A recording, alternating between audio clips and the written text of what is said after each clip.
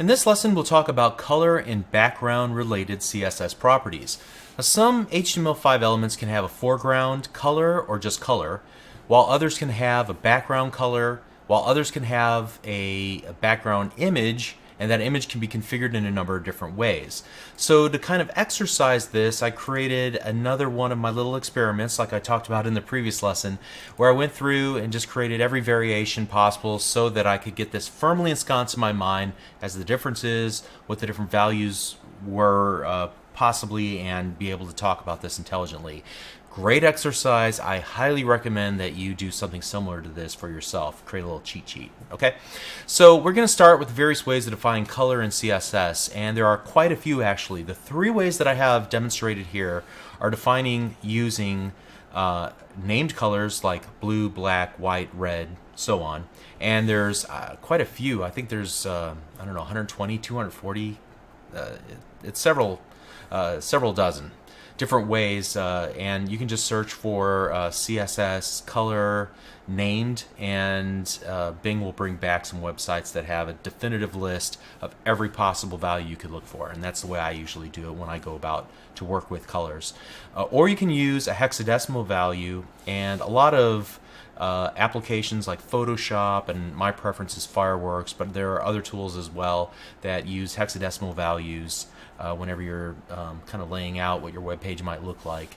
And then there's also RGB values, which stands for red, green, blue, and the combination of those values between 0 and 255 will create every color that's possible, at least, you know, that are web safe anyway. There are a number of other different ways to define colors as well. RGB percentages.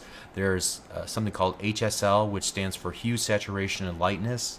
Then there's RGBA and HSLA, which include alpha transparency as well. And so, you know, for me personally, I stick with either name colors or hexadecimal values for consistency's sake. Still, if you're so inclined, you're probably more likely, if you have a tool that automatically generates these values for you, then you can use any of these ways in defining a color in CSS. So you can see that in several of these cases, I work with div tags. If you were to look at the HTML for lesson 14, and the div semantically is probably correct for this because we're not really giving any true meaning to our document, just a general area that we can style, so I feel good about that. And you can see in this case I have the style attribute, and I start defining inline the various styles. So in this case I set a background color as well as the sizing of the div itself and the margins for spacing purposes or what have you. That's not as interesting as the actual values we've set here. For example, using a hexadecimal value, I can get a light gray color in my div. Here I'm going to set background images. Background image set to none, leaves it empty. Or I can use an image, in this case a 50 by 50 image. Where did I get this from? It's a funny little utility that somebody put out there called placekitten.com. And you can use these as placeholders on your web pages. You just send in a width and a height formatted like so, and it will give you back an image that you can use temporarily on your website as you're going through development. Okay, so I just used that for this purpose. So you can see by default it will tile your image to fit the space available within your block style element. We'll talk about block style elements when we talk about block properties 2 lessons from now. Okay, here we can set the properties of the background. By default, you can see it will repeat, or we can set repeat X to only tile our background image using the X-axis or vertically, or rather horizontally, and then use the repeat Y value to repeat that tile vertically. Or we can use the no repeat, which will only put the image in your background of whatever element just one time.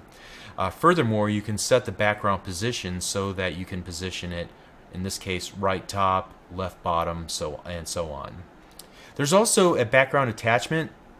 However, it seems to be only applicable to the entire web page, and so I didn't create a firm example of this. You can see how it's used here.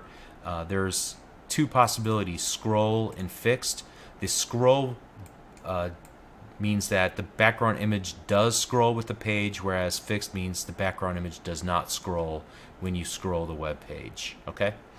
And then finally, I wanted to point out that many of these CSS properties will accept shorthand. So you can kind of stack all of the settings on a single line if you want to. Same thing with border, as we'll see, and I think font has that capability as well.